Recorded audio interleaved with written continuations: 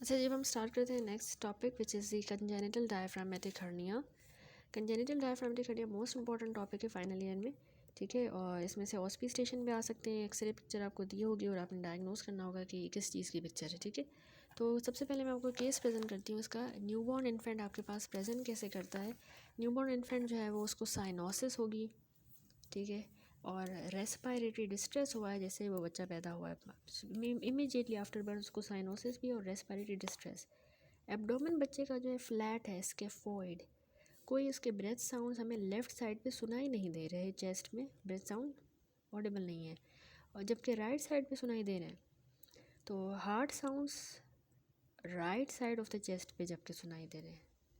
जैसे जो लंग्स में हम अस्कल्टेट करते हैं लंग्स को, ब्रेथ साउंड्स वो जो लेफ़्ट साइड पे नहीं सुनाई दे रहे, राइट पे दे रहे, और हार्ट साउंड्स भी राइट पे सुनाई दे रहे हैं। तो यानी मसला कोई चीज़ लेफ़्ट पे है। तो चेस्ट रेडियोग्राफ पे हमें मल्टी सिस्टिक मास नज़र आया है लेफ़्ट चेस्ट के अंदर। देखिए चेस्ट रेडियोग्राफ जो है ना उसमें सिस्ट है, मल्टी सिस्टिक सा एक मास है लेफ़्ट चेस्ट के अंदर, जिसमें फिर मेडिस्टिनम जो है वो राइट की तरफ उसने शिफ्ट कर दिया है। तो एक्चुअली क्या है, ये टिपिकल केस है कंजेनिटल डायफ्रामेटिक हर्निया का। होता क्या है कि जो एब्डोमिनल कंटेंट है वो हर्निएट होकर थोरेसिक कैविटी में आ जाते हैं। तो कंजेनिटल डायफ्रामेटिक हर्निया यहाँ पे जो है राइट साइड पे दिखा रहा है। यहाँ पे जो केस उन्होंने बताया है वो लेफ़्ट का बताया, लेकिन ये जो एक्सरे है इसमें आपको ये राइट पे नज़र आ रहा है। मल्टीसिस्टिक लेफ़्ट जो राइट चेस्ट है उसमें आपको मास नज़र आ रहा है, ठीक है। तो ये राइट डायफ्रामेटिक हर्निया है। तो होता ये है कि कंजेनिटल डायफ्रामेटिक हर्निया जो है इसमें होता ये है कि थोरेसिक और जो एब्डोमिनल कैविटीज़ होती हैं ना उनकी division 8th to 10th week of life पे नहीं हो पाती, फेलियर हो जाता है इनकी डिवीज़न का। एब्डोमिनल और थोरेसिक कैविटी डिवाइड नहीं हो पाती 8 to 10th week of foetal life. 30% जो इन्फेंट्स होते हैं जिनको ये डायफ्रामेटिक हर्निया है वो डाई कर जाते हैं। मेन कॉज यहाँ पे मरने की डेथ की क्या है, इनको पल्मोनरी इंसफिशेंसी हो जाती है। जैसे बच्चा पैदा हुआ ना, हमने देखा डिस्ट्रेस है, साइनोसिस है, तो उससे डेथ होगी। इनको पल्मोनरी हाइपोप्लेजिया भी ऑब्वियसली होगा, उस अफेक्टेड साइड पे लंग छोटा होगा, हाइपोप्लास्टिक। अफेक्टेड साइड पे लंग में जनरेशंस जो है वो डिक्रीज होंगी ऑफ द एयरवे, और पल्मोनरी आर्टरीज भी कम होंगी, पल्मोनरी हाइपरटेंशन हो सकता है। डायफ्रामेटिक हर्निया के केस में जो दोनों लंग्स हैं बच्चे के स्मॉल होते हैं, लेकिन ये जो अफेक्टेड साइड वाला लंग होगा यहाँ पे डिफेक्ट ज़्यादा सीवियर होता है, ठीक है। पल्मोनरी एब्नॉर्मलिटी इनको क्यों हो रही है, क्योंकि एक तो इंट्राथोरेसिक एब्डोमिनल विजरा कंप्रेस भी कर रहा है। ये जो हर्निएट होकर ऊपर आए हैं इंटेस्टाइन वगैरह जो भी चीज़ें एब्डोमिन वाली, वो उसको कंप्रेस भी तो करनी है, तो इसीलिए पल्मोनरी एब्नॉर्मलिटीज़ हो रही है, ठीक है। तो अब इसका इंसिडेंस मैं बताऊँ, 5000 बच्चे होंगे अगर, तो उसमें एक को ये डायफ्रामेटिक हर्निया होगा। 2000 अगर स्टिल बर्थ भी हैं तो 2000 स्टिल बर्थ बच्चे बॉर्न हुए हैं तो उनमें एक को ये डायफ्रामेटिक हर्निया होता है। इसकी साइड आपने याद रखनी है कि 80% जो होता है वो बोगडा लेग टाइप होता है, बोगडा लेग, यानी उसमें congenital diaphragmatic hernia left side पे होता है, उसको कहते हैं बोगडा लेग टाइप। 5% केसेस में दोनों साइड पे होगा, बायलेटरल डिफेक्ट होगा, ठीक है। ये क्या है टाइप, बोगडा लेग टाइप। मोस्ट कॉमन मैंने कहा ना 80% लेफ्ट साइड पे ये बोगडा लेग टाइप होती है। इसमें हर्निएशन जो है ना वो पोस्टीरो लेटरल डिफेक्ट के थ्रू होगी। उस फोरामेन का नाम है फोरामेन ऑफ बोगडा लेग, बोगडा लेग, ठीक है। उस पोस्टीरो लेटरल डिफेक्ट का नाम है पोस्टीरो लेटरल। दूसरी टाइप है मोरगैगनी टाइप। इसमें जो है हर्निएशन वो मोरगैगनी, फोरामेन ऑफ मोरगैगनी से होगी, जो कि एंटीरियर डायाफ्राम में डिफेक्ट है, एंटीरियर डायाफ्राम, ठीक है। उसके बाद आ जाए क्लिनिकल फाइंडिंग्स पे। तो mild to severe respiratory distress बच्चों को उनको बर्थ के टाइम से याद रखें मौजूद होता है। माइल्ड केसेस जो है वो बियॉन्ड द नियोनेटल पीरियड भी चल सकते हैं, थोड़ा बहुत मसला है तो बियॉन्ड द नियोनेटल, क्योंकि देखिए विजरा की डिस्प्लेसमेंट हो गई है तो इसीलिए बच्चे का एब्डोमेन स्केफोइड होगा, बिल्कुल जो है स्केफोइड सा, यानी प्रोट्रूबरेंट का ऑपोजिट स्केफोइड, ठीक है। अफेक्टेड जो हेमीथोरेक्स है उस साइड पे ब्रेथ साउंड हमें एब्सेंट मिलेंगे।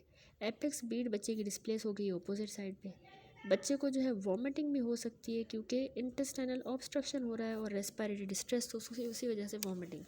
अब इसमें कॉम्प्लिकेशन और साथ में एसोसिएटेड एनोमलीज क्या हो सकती है। कंजेनिटल डायफ्रामेटिक हर्निया में पल्मोनरी हाइपोप्लेजिया हमने देखा हो जाएगा, मेडिस्टिनम शिफ्ट हो रहा है वास्कुलर किंकिंग के साथ, पल्मोनरी इन्फेक्शंस होंगे, प्री मेच्योरिटी, कार्डियक एनोमलीज होंगी, इनको इंटेस्टाइनल मेलफॉर्मेशन होगी, सीएनएस में लेजन हो सकती है, ईसोफेजियल अट्रेजा साथ में हो सकता है, ओम्फेलोसील, ठीक है। और रिकॉग्नाइज्ड सिंड्रोम हो सकते हैं जैसे ट्राइसोमी 21, 13, 18 एक्सेट्रा। तो ये जो है ना या तो एसोसिएटेड अनोमलीज है या इसी की कॉम्प्लिकेशंस हो, इसने बता दी। डायग्नोस हम कैसे करते हैं, मोस्ट इंपॉर्टेंट याद रखें, एंटीनेटल डायग्नोसिस की जाती है। मेन फीचर जो हम मदर का अल्ट्रासाउंड करेंगे, मैटरनल अल्ट्रासाउंड, उसमें अगर हमें पॉलीहाइड्रोमेनोस मिल रहा है, ठीक है, या मेडिएस्टिनल डिस्प्लेसमेंट हुई है, बच्चे का मेडिएस्टिनम डिस्प्लेस नज़र आ रहा है, या स्टमक बबल जो है जो इंट्रा एब्डोमिनली होता है वो नहीं मिल रहा है, absence of the intra abdominal stomach bubble, polyhydramnios या मेडिएस्टिनल डिस्प्लेसमेंट, तो हम प्रीनेटली एंटीनेटली हम डायग्नोस कर सकते हैं इंटेस्टाइनल कंजेनिटल डायफ्रामेटिक हर्निया को।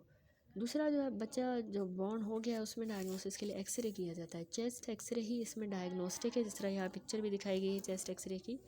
एक्चुअली एक्सरे जो है चेस्ट और एब्डोमेन किया जाएगा अपराइट पोजीशन में। उसमें हमें इंटेस्टाइन्स देखिए चेस्ट के अंदर नज़र आएंगी और मेडिएस्टिनम जो है वो शिफ्टेड नज़र आएगा, ठीक है। लेटरल व्यू जब करेंगे, ये अपराइट हो गया। लेटरल व्यू में याद रखें जो इंटेस्टाइन है वो हमें नज़र आएंगी पास होती हुई from the posterior portion of the diaphragm. Posterior lateral defect को क्या कह रहे थे, बॉगडालेक टाइप, और इंटीरियर डायफ्राम में अगर डिफेक्ट हो तो मॉर्गैग्नी टाइप। तो हमें लेटरल व्यू पे अगर जो है ना वो पोस्टीरियर पोर्शन से हर्निएशन नज़र भी आ सकती है एक्सरे पे। अच्छा, डायफ्रामेटिक हर्निया को हम कंट्रास्ट स्टडी के ज़रिए भी डायग्नोस करते हैं। एक्सरे एब्डोमेन और चेस्ट पे जब एनजी ट्यूब पास करेंगे, नेज़ोगैस्ट्रिक ट्यूब जो है वो चेस्ट के अंदर ही लाए करेगी, ठीक है। ये भी एक तरीका है इसको डायग्नोस करने का, एनजी पास करके। अदर कंडीशंस में वो एब्डोमेन में लाए करती है। डिफरेंशियल अब यहाँ पे क्या बन रहा है, ये एक्सरे पे सिस्ट नज़र आ रही है ना छोटी छोटी सी, क्योंकि वो इंटेस्टाइन है उसमें एयर है इस वजह से। तो ये स्टेफाइलोकोकल नमूनिया लग रहा है विथ सिस्ट, उससे आप डिफ्रेंशिएट करोगे। न्यूमोथोरैक्स से आपने इसको डिफ्रेंशिएट करना है, उसमें भी तो एयर आ जाती है। इसके अलावा cystic adenomatoid transformation of the lung, ये डिफरेंशियल आपसे ओएसपी में पूछे जा सकते हैं, what are the other differentials. तो cystic adenomatoid malformation of the lung, staphylococcal pneumonia with cyst, pneumothorax, ठीक है। अब मैनेजमेंट यही है कि इन बच्चों की ना ECMO करनी होती है, क्योंकि यानी आर्टिफिशियली हम जो है एक लंग उनको प्रोवाइड करेंगे। इसको कहते हैं एक्स्ट्रा कॉर्पोरियल मेम्ब्रेन ऑक्सीजनेशन। इसका जो है पल्मोनरी हाइपरटेंशन में रोल है। इमीडिएटली इनकी नेज़ोगैस्ट्रिक सक्शन करनी होगी ताकि जो है इनका हर्निएटेड इंटेस्टाइन का जो वॉल्यूम है वो रिड्यूस हो। तो हम इनकी इमीडिएट नेज़ोगैस्ट्रिक सक्शन करेंगे, ठीक है, एनजी सेक्शन, ताकि वो हर्निएटेड इंटेस्टाइन का वॉल्यूम रिड्यूस हो, वो इसको खाली करेंगे। बच्चे को जो है वो sit head up supine position में जो है नर्स करना होगा मदर ने। और एब्डोमिनल सर्जिकल अप्रोच ही फेवर्ड मेथड ऑफ रिपेयर है, एब्डोमिनल सर्जरी करनी होगी, रिपेयर करना होगा। प्रोग्नोसिस याद रखें कि लोकेशन ऑफ द डिफेक्ट पे डिपेंड करता है और एसोसिएटेड एनोमलीज पे। अगर पुअर प्रोग्नोसिस हम तब कहेंगे इसमें हर्निया में जब मेजर एनोमली कोई ना कोई साथ एसोसिएटेड हो, ठीक है। जिस तरह हमने ये देखी डिफरेंट एनोमलीज और एसोसिएशन, इनमें से अगर कोई मेजर एनोमली हो तो पुअर प्रोग्नोसिस होगी। दूसरा, अगर 24 घंटों से पहले ही बच्चे को सिम्टम्स आए हैं हर्निया कंजेनिटल डायफ्रामेटिक हर्निया के, तो उसमें भी प्रोग्नोसिस पुअर होती है, क्योंकि अगर बाद में सिम्टम आएंगे तो ऑब्वियसली माइल्ड हर्निया है, ठीक है। तो अगर पहले आ रहे हैं तो उसमें प्रोग्नोसिस पुअर है। दूसरा, अगर बच्चे को ECMO extra corporeal membrane oxygenation required है, बहुत ज़्यादा डिस्ट्रेस हो रहा है, तो उसमें भी प्रोग्नोसिस पुअर होता है, ठीक है। That's it. तो यहाँ पे टॉपिक कंप्लीट हुआ।